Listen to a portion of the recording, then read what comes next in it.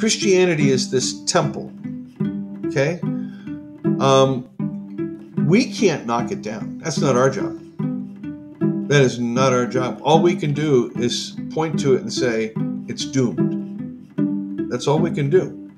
Why are Christians leaving Christianity? Today on In the Shadow of the Cross.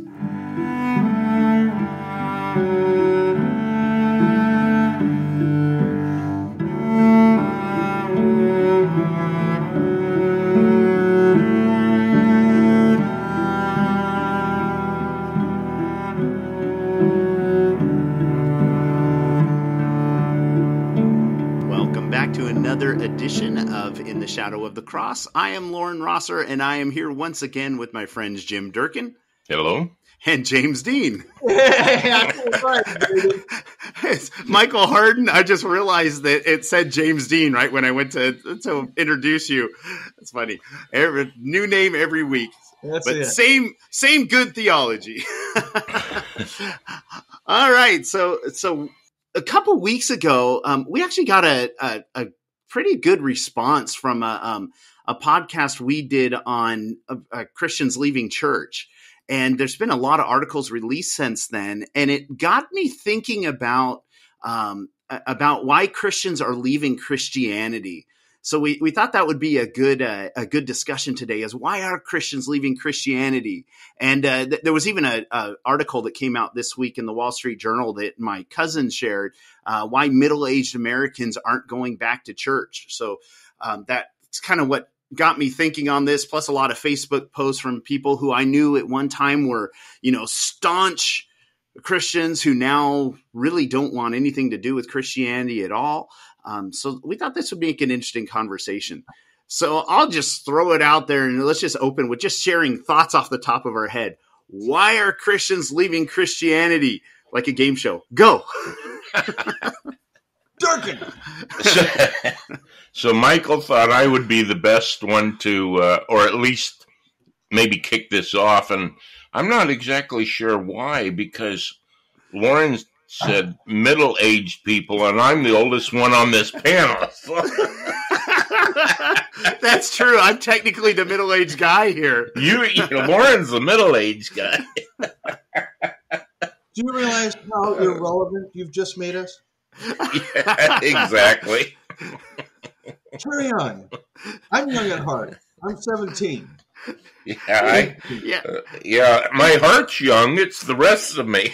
In the old, yeah. Well, by Old Testament standards, you guys are middle aged. There you go. This is an interesting subject because I'm not trying to pass the buck, but does anybody know what the stats are right now? I know a few years ago the Gallup polls or whoever it was said it was in the millions of people that have left. Yeah, I'm pulling up the article right now to see what's on there. Does the article cite the Pew Research Institute? Because they're the ones that do the best work on the demographics. Let's see. This one's from the Cultural Research Center at Arizona Christian University. Interesting. And what stats does it give? Let's see. They have weekly attendance to church and worship service, in person or online. And they have what they count as elderly. Is it in 2023? Is it 53%?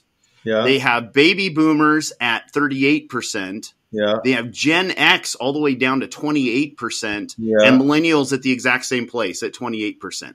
All right. And they don't have Gen Z on here. Yeah, right. And those are numbers of percents of those age groups that are attending church or have dropped out? That are attending. Attending. So you have a little over half the elderly, but then it drops really. Yeah, definitely way below on the boomers, all the way down to 38%, which, by the way, that's huge. Because people can see that, they're above the millennials and the Gen X, but that's really significant because that's way below half. And it was just, like 10, 15 years ago, they were at around 50% or slightly below. Yeah, when So you go back into the decades prior to the turn of the millennium, and you're looking at about a 75% attendance. yeah, Okay? exactly. And the boomers were seen as they're going to be the ones that are going to, Yeah, ride this thing out. that's And for right. that to be down to 38%, to me, that's even more significant than the Gen X being at 28. Because, Gen X we've always been kind of dropouts. If you watch The Breakfast Club and stuff like that, but when you look at when you look at the boomers, they were the ones that, were expected that they're going to still hold some form of tradition. And for them to go that low, that says a lot. Think about this for just a second. The elderly, that silent generation, they weren't college goers. The boomers were. Okay? So the Yeah. boomers got a liberal arts education at least, right? Yeah. Now, they end up doing the family, the white picket fence, two dogs, all that stuff, right? They go through life, and now they're nearing retirement, and they're discovering that whatever part of the Protestant tradition that they're in isn't working for them. Usually, significant events, divorces, deaths, a major assault on one's person. These events create distance between us and God. Why would God let this happen? I think the boomers, because of that critical background, could not return to their religious thinking, God has a plan, God has a plan. Because if this is God's plan, God sucks. Right. And I really think that the Enlightenment critique enters into the boomer generation. And so that is part of our ethos. And thus, when it comes to the actual breakdown of the Protestant theology, and this has been going now for 20 something years, you're going to see fewer and fewer people in church. Now, here's where this kills the church. The baby boomers are about to shift $7 trillion of wealth down to the next generation. Wow. Normally, a piece of that inheritance would be given to a church. So now they're losing Right. all this potential legacy income. Yeah, and this is all stuff that Steve Crosby had written an article. I don't know if he wrote the article or if it was something that he shared, but it was right along the lines of what you were talking about, where he was referring to the mega churches, talking about they're not aware of the tidal wave that's about to hit them, or they are, and they're just choosing to do nothing about it. That because the amount of money that it takes to keep those things floating, and then you have the boomers have been the dominant ones keeping it afloat. Because they have a mentality of just giving because you're supposed to give. Right. And then it was talking about how when you hit Gen X and below, they don't have that mentality. When they give, they tend to give to people they know, not to organizations and things like that. So their giving patterns are completely different. And so you talk about the money shifting from those who are used to attending on a regular basis, and then you get to the Gen X and then the millennials and Gen Z, of course. There's not going to be the giving that there's been. So, I mean, and it's not just being a doom and gloom kind of thing. It's just being pragmatic that unless there was some kind of drastic change, those buildings are going to be empty warehouses pretty soon. There's another factor, and that's the internet. The boomers, we got in on the internet. We were still young enough back in the 90s, to get in on the internet. But the Gen Xers, Gen Y, the millennials, they've grown up on the internet. They got watches on their arms that they can talk to Russia and watch movies on, right? I mean, where's the interconnection? So the availability of knowledge, this web of information, Web 2.0, has given people so many opportunities to think outside the box. If they're listening to things and learning things, they're not just stuck in the old paper era that we were in, where we were told which bookstores were good and which bookstores were bad, and we only went to the good bookstores, right? Now you can get on the internet, you can find everything under the sun. Exactly. No, those are the two phenomena I would observe. Yeah, that's really significant, Michael, because, we talk about when you look at the Reformation, how it was the printing press came along and sparked massive change, as we know. Well, the internet comes along, and now people can start engaging theological questions that before were taboo. And they can start hearing, not just hearing nonsense, they can actually hear intelligent thought on these topics. So I think that's kind of, you brought up, it's a really good point, because it's kind of the unknown part of this. I mean, it's not the undiscussed part of this. When people, it's a tragedy, people are leaving, people are banning. And it's like, well, also it could be that people are starting to think differently and find that they're not in agreement like they used to be with the theologies that they're supposed to adhere to be part of these groups. Well, can I throw in one third factor, Jim? I'm sorry. Sure. The last factor is this. And there are many impulses to this. By the end of the 20th century, we were watching the death of the only kind of God we as a species have known for 10, 15,000 years. We're watching the death of the big sky god, the big lawmaker in the universe, whether deist or Calvinist, it doesn't matter. We're getting rid of the big sky god right now. And I think that's a factor in in why people are leaving church. The big sky god just doesn't work anymore. Now, if they knew the Father, the Father's active all the time everywhere, but the Father is not the big sky god, and the big sky god is a real bad father. Right. Well, there's something I've thought of, or thought about for 20 or so years anyhow. And it has to do with a kind of a principle that you see woven through Scripture on occasion. And it's the principle of sowing and reaping. It's the principle of planting seed into the ground and that seed bearing fruit and whatever. And the baby boom generation was a rebellious generation. No. Yeah. Right. Oh, yeah. I wasn't even here, and I know that.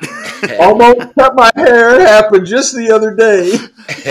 You think about it, the anti-disestablishmentarianism, yes. that we bought into, and so our universities, in order to hold on to that generation, also begin to change. Curriculums began to change, and it became more humanitarian. It became more justice issues, and because that's what we were, our generation was crying out for.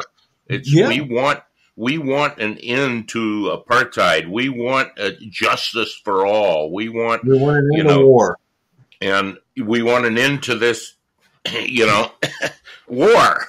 And unjust war, and it doesn't make sense why we're even over there,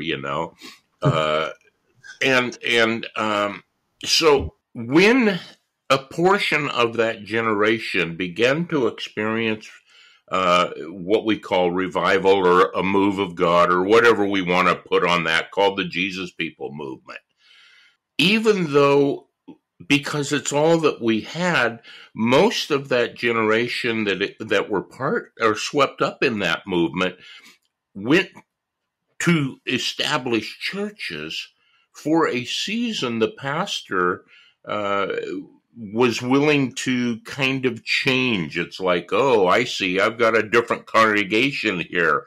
There was a song back then that was real popular, long hairs, short hairs, coats and ties, some would show up in shorts and flip-flops and be sitting next to somebody, in their three-piece suit, and it's like, whoa, we just love everybody. What the world needs now is love, sweet love. Sweet love. And it was a great time, but it was unsustainable. And then over time, bit by bit, those pastors began to revert back to what their roots were. That's right. And we kind of just followed. Oh, well, that's the pastor. He must know, or whatever. And so we followed that, and we tried to get into, church doctrine and something called the discipleship movement, and, where you had to submit to somebody who was submitted to somebody who was submitted to the grand poobah, And so you had all that. Okay, we've had 40 plus years of that. And coming up short, just saying, number one, this isn't the DNA of the roots of my youth that said that establishment is not good. Man's establishment is not good. And with that, we see that the church, if you will, is really more man's idea than anything God talked about, anything Jesus talked about. And we're like, okay, I'm 73. And I'm looking and I'm saying, when I was 23, I was ready to take on the world and bring change. Right.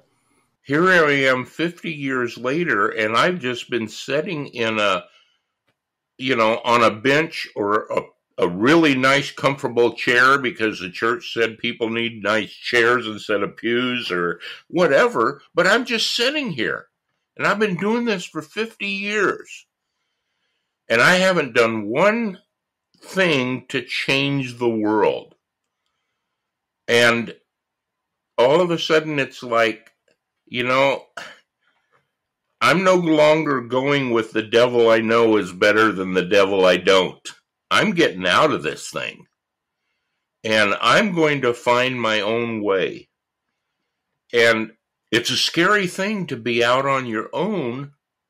And unfortunately, when you overthrow the establishment, when that becomes the seed of your action, to overthrow the whole establishment for a season of time, and I think there's going to be a lot of people that aren't going to return. For a season of time, you wonder if maybe everything connected with it.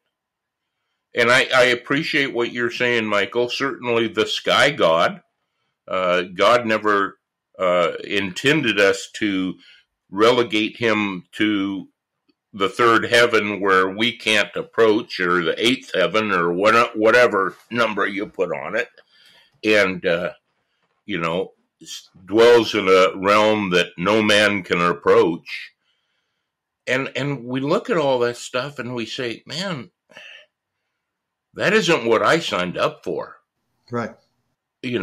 I signed up, and I think even that needs to be challenged, but I signed up for a personal relationship with a real living God. I didn't sign up for religion. I didn't sign up to sit on the pew of the same church and listen to the same man over and over and over again tell me the same doctrine that I already signed on the bottom line for 50 years ago. And, and to argue with all my other friends who are in some other box, believing some other doctrine, and then leave this earth, and what in the world have I done with my life? And I think there's a sense of all us gray-haireds wanting to kind of get back to some of the philosophy that we believed in when we were, barely dry behind the ears. And you have said 4 really important things, Jim.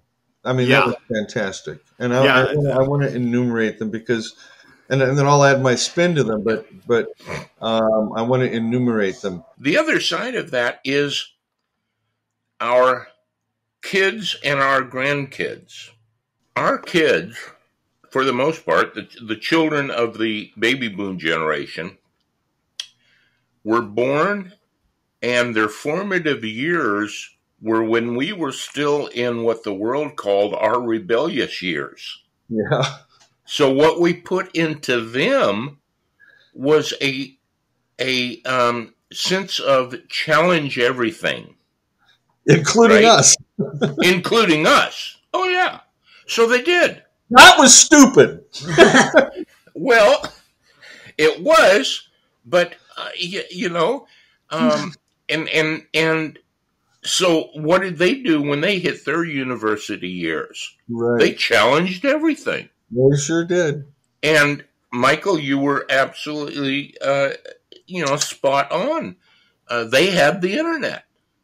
Yeah. So if at some point, well, not if, at some point in time, we came back, our generation comes back, and we become the establishment. Yeah. All right.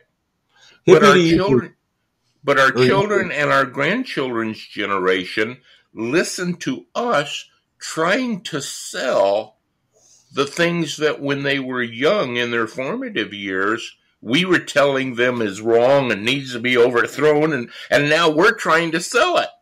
Yeah, I know. And they're not buying. No, they're One not. of the reasons they're not buying is exactly what you said, because they have the internet. Yeah. Andy Stanley said in his book, what is it? Irresistible. It's something, I can't remember the name of it. I love the book. Okay. He said basically this is the first generation that knows what the Bible has to say on any given subject without ever having owned or read the Bible. That's a fascinating thought, isn't it? Yeah. Yeah. Yeah. So can I come to my 4 points? Yes. Now, this goes back to what you said. You talked about sowing and reaping. I think people in the older religious traditions, again, they have this concept of sowing and reaping. If you sow, you do good. And they lived within that hermeneutic from the Book of Deuteronomy. Do this and live. And live. Do this and you will die. Okay. So the consequences were always in terms of their behavior, right? And we know Jesus comes along and blows that out of the sky when he says the Father makes it the sunshine on evil and good, rain to fall on just and unjust. The Father doesn't discriminate, right? God does, but the Father doesn't. Or God concepts do, but the Father doesn't. On the other hand, and I think this is something that is more and more in my field of vision. What the church has done with the notion of consequences is they've moralized it and legalized it. It's awful. Nevertheless, there is kind of a karma in the universe. Justice does come, and I'm not thinking necessarily in terms of an Eastern religion. I'm just thinking of Dr. King, who says the moral arc of the universe bends toward justice. I changed it. I say the moral arc of the universe bends towards mercy, but that includes justice. But at any rate, there are consequences. The natural world, there are consequences. You get, not to eat a poisonous plant. You eat it, it will affect you, right? There are consequences. So I want to acknowledge that, but I would like to acknowledge it outside of that moral framework that Christianity's put it in. And I thought that was very important. Second, you talked about how we submitted.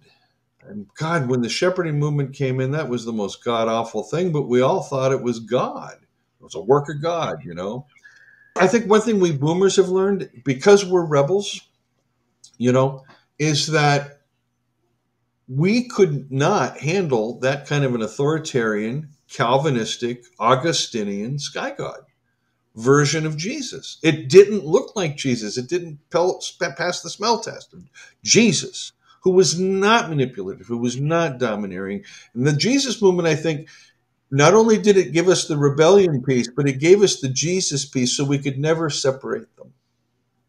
You know what I mean? Third point, the establishment. The establishment is the temple. Christianity is this temple. Okay? We can't knock it down. That's not our job. That is not our job. All we can do is point to it and say it's doomed.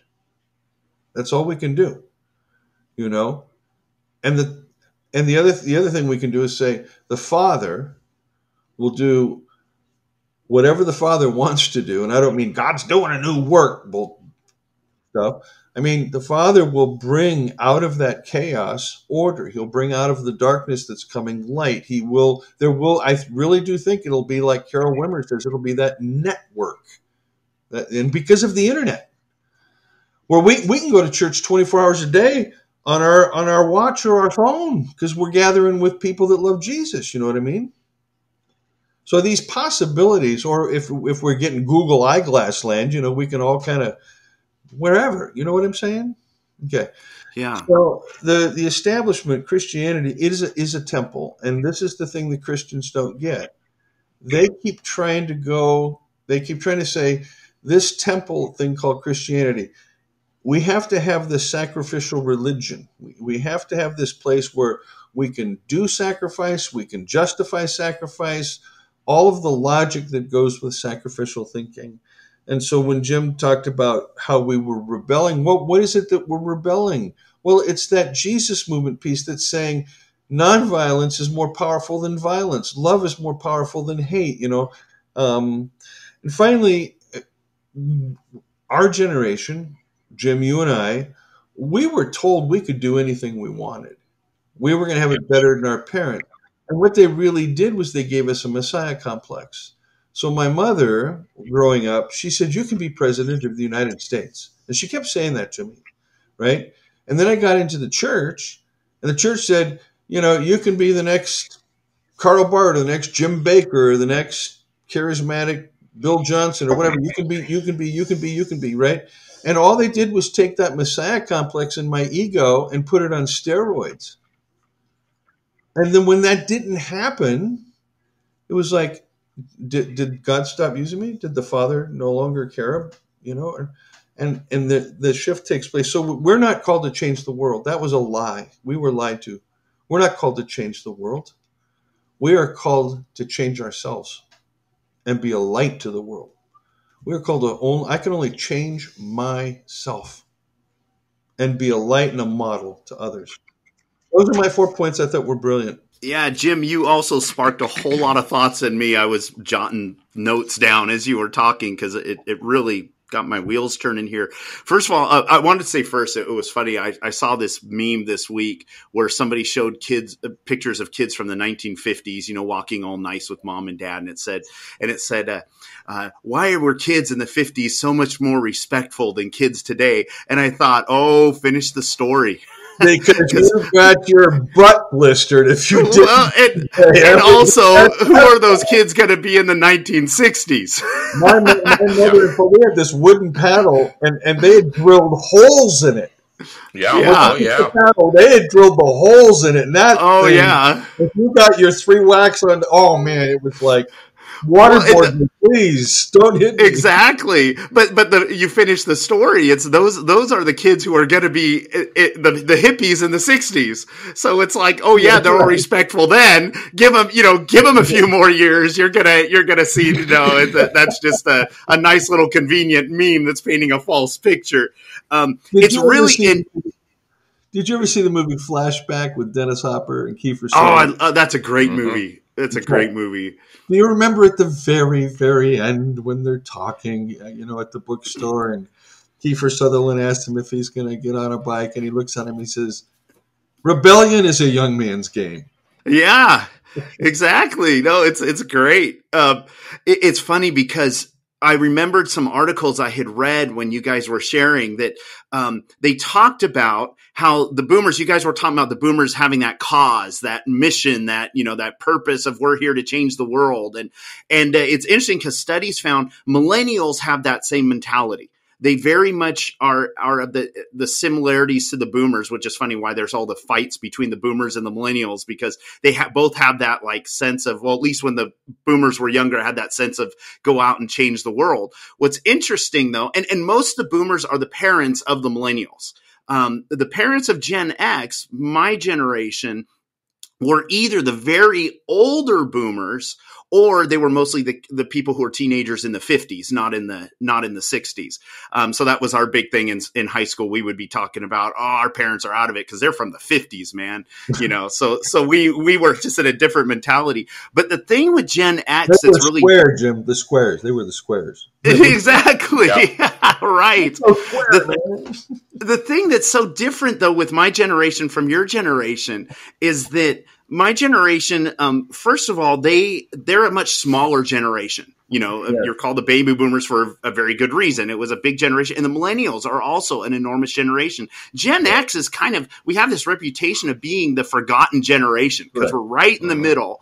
Our big heroes are the guys who are kind of all thrown aside, like Conan O'Brien. He's a Gen Xer. He was our guy, and he was such a picture of my generation where he was ready to take the Tonight Show. This is it. This is our moment. We're finally going to have a Gen Xer, on the Tonight Show. He had it for 2 weeks and then they throw him aside. And we're just like, and everybody in my generation was going, is that not the exact picture of our generation? Because we were the kids who, our parents, we were the latchkey kids. Our parents would basically say, go out until it's dark and then come home. Get outside and play. And just when the lights come on, come home. Right. So we have we are not a mission-centered generation. We don't have that sense of let's go out and change the world. We're actually best personified as survivalists. Can I ask you a question? Yeah. I'm sorry to interrupt.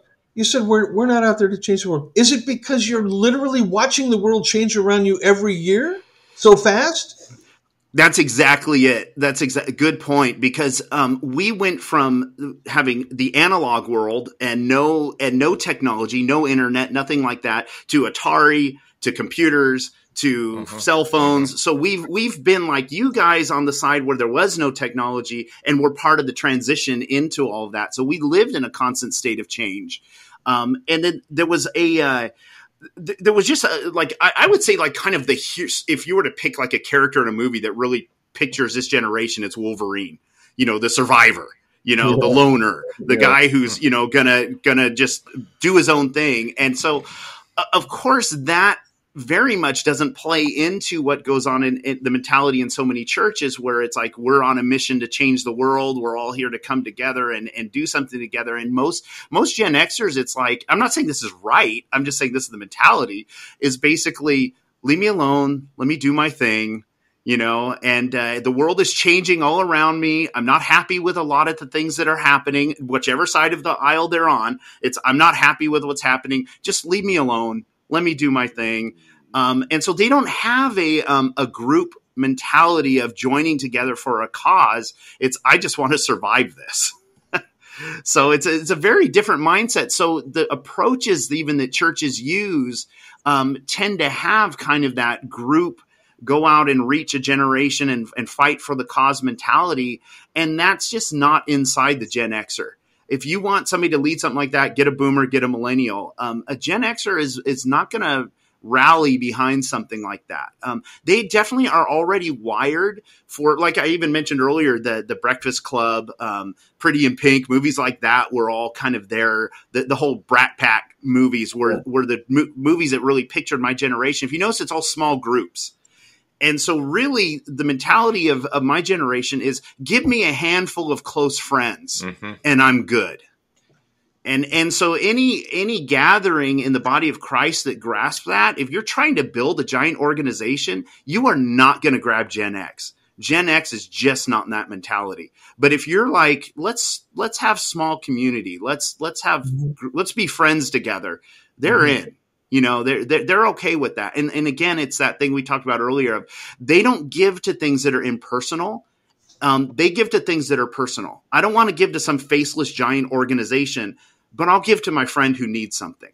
Right. Or I'll give to this poor person that I know, or this person I know who runs an organization helping the poor. I'll give to him, but I won't give to this nameless, faceless organization. So just a very different mentality than you have from the boomers. Right. I think you're hitting on something. You're focusing on your generation, but I think you're hitting on something that's very much in the heart of father, and that's community. Uh, church, if you will, the organization, never created community. The what Michael talked about, about the guy who's out there going to win the world, the guy who's going to be the next Billy Graham, or whatever. He knows nothing about community. He's not interested in community. But the person who really begins to understand, and I know this is not the build up Stephen Crosby's ministry, but he has a lot to say that I agree with, and I'm sure you do too, Loren. But this personal Lord and Savior, my personal God, my personal salvation, my personal it's not scriptural, and it's not sustainable. No. And that's very much a weakness in my generation, is that personal Jesus. Because again, I want to go be by myself, leave me alone, give me my Jesus, I'm good. But if you say then the opposite of that is the organization, I hear what you're saying. Your generation's saying, forget that. I don't want to be a part of, I'm not signing up for a new organization. But if you talk about community, relationship with, like you're saying, 2, 3 other people, 8, 10 other people that are truly a community, if that community, however small or large it is, if that community truly represents Jesus, truly represents the love that we're told to have, the nonviolence, the laying down your life for each other, whatever, people begin to observe that and begin to say, and our goal is not to change the world. I really honestly do believe that. This idea that we're going to take over, all 7 mountains, and we're going to run it, and we're going to control it, and then we're going to show that we brought in the kingdom of God, so misses the point. Yeah. And I'll be nice on how I say that. But it's, and yet that first generation, they evangelized the whole world, but they did it not by passing out chick tracts and 4 spiritual laws. They did it by beginning to love each other. And yet, having said that, they may have evangelized the whole world, but they didn't convert Rome. No. One of the apostles didn't get appointed as the as the new head of the Roman Empire. Nero. Yeah, exactly. Nero says, "I'll step down and let you take over." It's like that just didn't happen. Christian fan fiction. But what did happen is community happened. Yeah, and community of people who really did like each other, who really became what the Bible describes as living stones that were built together. Yeah. And that became the habitation of the Lord. And I think until we get back to that, so I'm neither for the establishment, nor am I for the internet church. Yeah. It's like I'm for the community, whatever that looks like. And, exactly. The connections that God puts together. So, and I think every generation would be able to embrace that. I think so there's 3 things you brought up this last time I got to bring to bear. One is, and again, the 3 points being phenomenal, but I have to do my riffing. The first one is the definition of person. in the word personal relationship. What is a person, right? Now, again, we tend to think of a person as an individual with an ego, and so it's my ego and Jesus' ego meeting up. That's my personal relationship. I walk with him and I talk with him in the garden alone, and I've got this ego thing going with him. Okay, that is not reality. If Girard is correct and we are interdividual, what that means is I don't exist, you don't exist as individuals. We only exist in relationship. There's only the Michael Loren, the Michael Jim relationship. That's real. There's no Michael Harden apart from his relationships. I don't exist apart from my relationships. So I am my relationships. What now? That's going to obviously factor into the community concept later, right? But if we take the definition of person and we make it interdividual rather than enlightenment, Cartesian, I think, therefore I am, I'm this, okay? If we shift that to personal relationship, now the problem for the evangelicals is that they have to acknowledge that their relationship as a person, I'm sorry. Their concept of themselves as a person and Jesus as a person doesn't work. It's the relationship that's important. It's that mediated.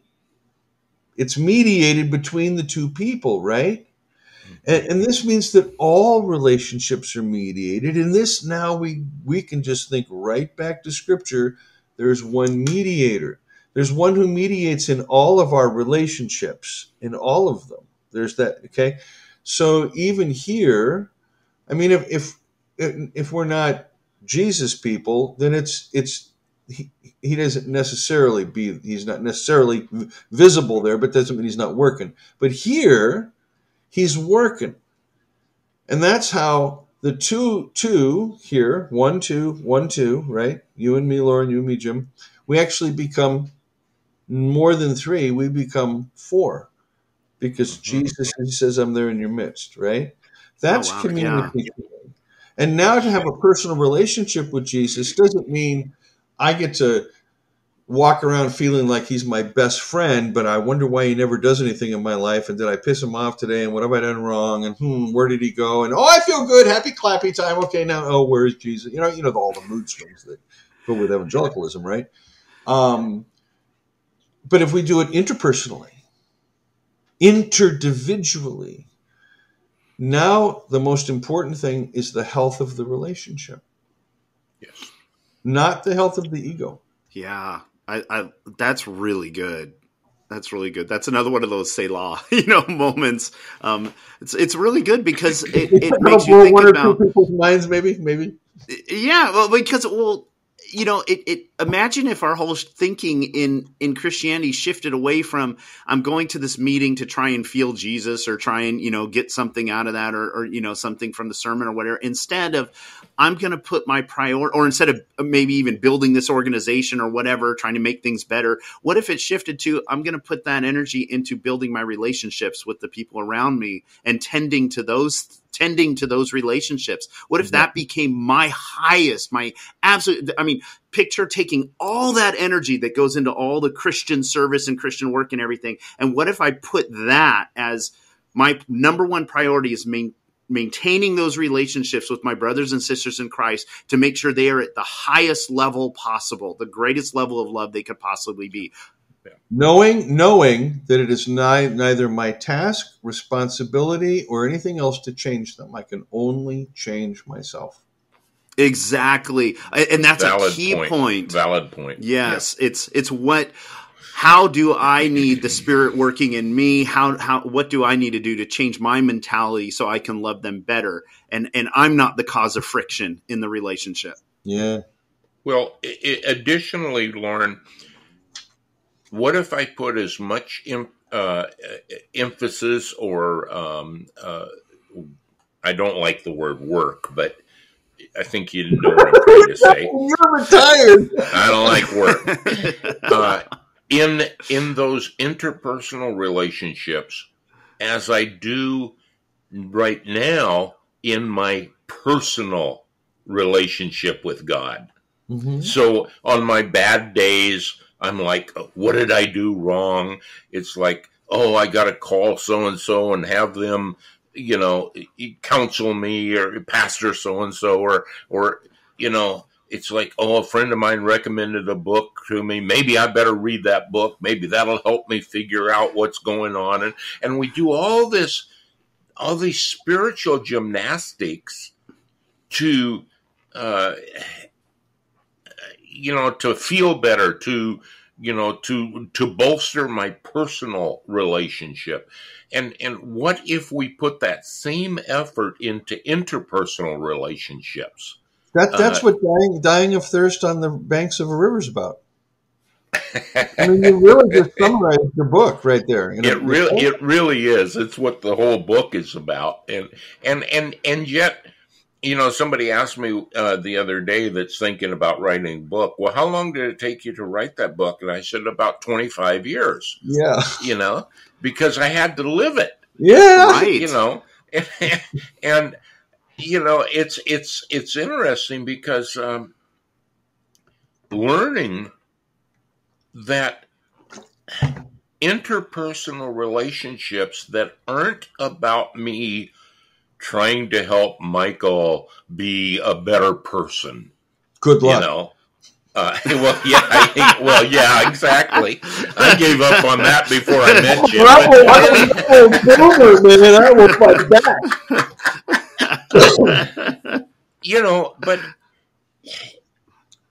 That personal, going back to that personal relationship mentality, it fosters that. It fosters the I'm going to fix you mentality. Yeah. So I enter into every relationship, and it's like I kind of go into my prayer closet, if that's what I have going on, and I'm like, Lord, why did you bring Loren into my life? Oh, I know. Okay, you brought Loren into my life to help him with, and then fill in the blank. There's a lot of blanks there. There's a lot of blanks. And darkness and foreboding coming. Right. Yeah. So every time we get together, in the back of my mind, I'm thinking, okay, I've got these things that I need to help Loren with. So I wonder which one of them is going to come up in this conversation. Instead of, okay, point taken. So I just, if we could understand, if we could learn what community is supposed, and I'm going to take it all the way back to the Jesus People movement. We honestly thought when, I lived communally for several years. We honestly thought we were going to do that. We were going to accomplish it. We were going to do it forever. We were going to do it forever. And I helped to organize gatherings from time to time of old Jesus people, and we have anywhere from 200 to 300 people get together. We're still really good friends on Facebook and in person. There's several of my generation that I knew back at the Lighthouse Ranch where I lived. That own motorhomes, and they go all around the country just visiting people. I'm waiting for an invitation to join that gathering. I'll fly out there.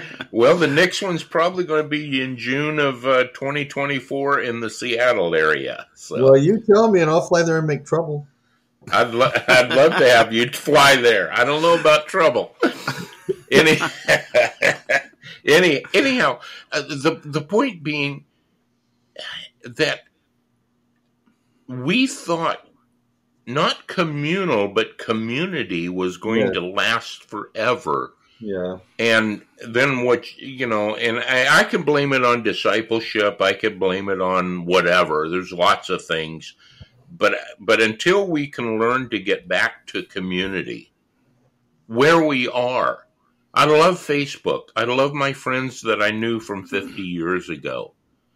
But I don't live with them. Right. I live with a whole lot of other people right here in Eureka, California, that I have the opportunity and the challenge to become interpersonal with them. Right. And I think that's the goal. And I think that speaks to what we're talking about today.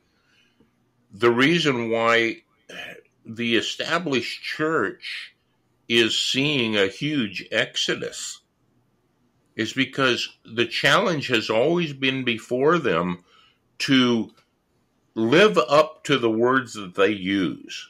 We throw that word family around like it's green jello at the potluck.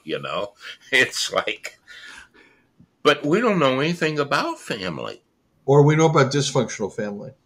Well, yeah, we got that on. We got that in spades. Yeah, unfortunately.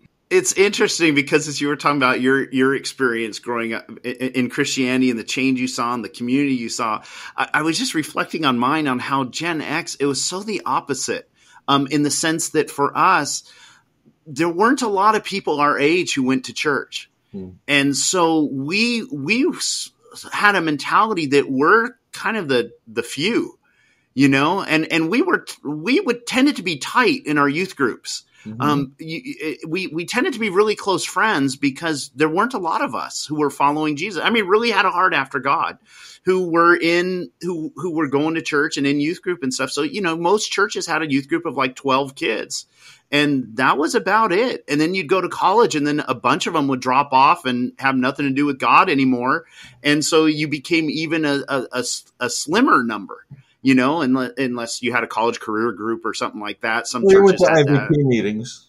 Yeah, exactly. So it's just interesting because it was like we were kind of on the other end of the whole Jesus people movement that you were talking about, Jim, where you thought it would go forever and it's clearly not. We were on the clearly not part, where we came into the scene. We saw the residue from it. We saw Calvary Chapel across town. We heard the bands around, and stuff like that. But we, sadly, I think a big part of my generation became part of that let's build up the church in a material way and through showmanship and stuff, because the whole Christian rock thing and all that really took off with my generation. So it was like, let's turn to the show, but then we burned out on that real quick. Let me throw in another thing. We're talking about the big change.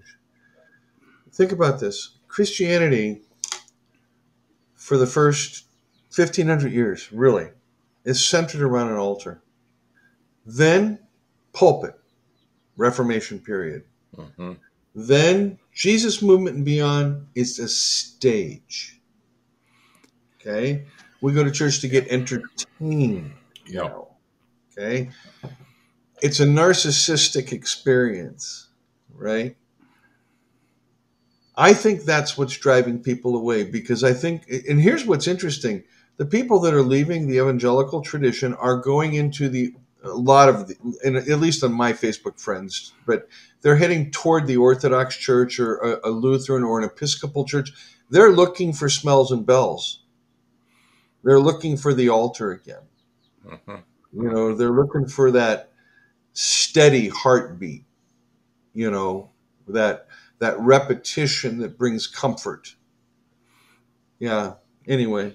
Yeah, I think you're exactly right, because I've seen that and experienced that, where it's like you want back to simplicity. It's like I don't want the hoopla anymore. I don't want the big show. I want the simple prayers. I want the scriptures just read. I don't want a sermon about the scriptures. I want to just hear the scriptures. Well, there's a very different aesthetic in Mass than there is in a charismatic worship service. It's a very different aesthetic. And it takes a lot. You really have to go through the get rid of all the bad theology I learned in evangelicalism stuff first. Then when you head back into it, the aesthetic is something that's appealing. The stained glass, the banners, even the types of music. I know that the churches they're coming to the whole praise chorus thing, but at least there's a humility about it. It's not a stage. It's not worship leaders. It's not Justin Bieber's my best friend. I'm with Hillsong nonsense. Look at me. I'm the cool pastor, man. I wear jeans. Right? No, no, no, no. All that celebrity, the people are getting sick and tired of celebrities. Let me put it this way. And celebrity pastors, okay, is what they realize is these fools don't practice the gospel. They just don't. And I think, Dirk, earlier you said this. It's a good place for us to, I'm not timing us, but when you don't practice what you preach, people see through it, they rebel against it, and they walk away. Yeah. I remember when some of the early Jesus People leaders, Jack Sparks and Jack Sparks, yeah, sure. Dwayne Peterson and John Michael Talbot, Howard embraced the Orthodox Church. Yeah. And it was like, what? They're backsliding, and now here 50 years later, it's like, oh, I get it. Okay. They saw something. They saw through something in one way. In another way, they saw.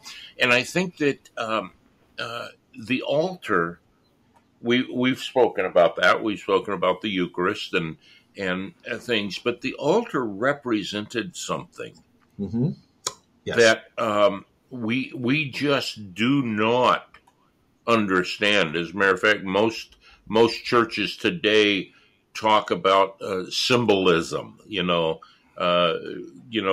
wafer and the and the grape juice, is a symbol of something as opposed to real presence, or and the altar had an understanding, and in the Eucharist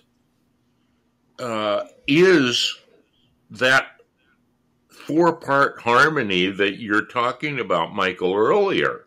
In the Eucharist is the community of believers that come together around the broken body and the blood of Christ, and he himself is in the midst of that. And there's no way to get away from that. So the further we get away from that into, okay, so if you don't have unleavened bread, nacho chips are good enough, and if you don't have grape juice, well, pomegranate juice is fine, or apple juice, or whatever, or water, whatever you got, because it's all just a symbol. That you lose everything, the whole message of it. Amen. And Amen. And it isn't just a message; it's a reality. It's a living, vital reality. It's an experience. We need to pick this up again next week. Yeah, right here. Yeah. That's probably not a bad idea. The Eucharist, in light of the demographic shift and why people are heading toward these liturgical traditions and the value they bring. That's perfect. Yeah. All right. So in the Jesus movement, we were leaving the ritualistic churches. We wanted freedom. Right. Let's do it. Yeah. And that's why I think Jack Sparks was the first one. Oh, he went back to the Apostolic Fathers. Remember, we couldn't understand it. It's like this. Why would he do that? I know. Why would he abandon us? Well, at Church in the Park, we were very comfortable with Jack's work because I liked Jack's work, and I grew up Catholic, and so I could mediate that. Yeah. It was lovely. I like Jack's stuff. Yeah, really good conversation. I need to put a plug in. We brought up Johnny Mike's name earlier, John Michael Talbot. Yeah. His earliest albums, from the Lord's Supper, Come to the Quiet, Heart of the Shepherd, The Troubadour of the King, those albums still bring me a solace that nothing else does, and it doesn't even come close to the best of what Hillsong has to offer. Yeah. I thought whatever Johnny Mike did, but before he kind of shifted his thing from encouragement to prophecy, and everything changed. But that those early albums of his still, even after 50 years, Yeah. are incredibly. They're still part of my world. So I just want to play them as well and say thank you very much.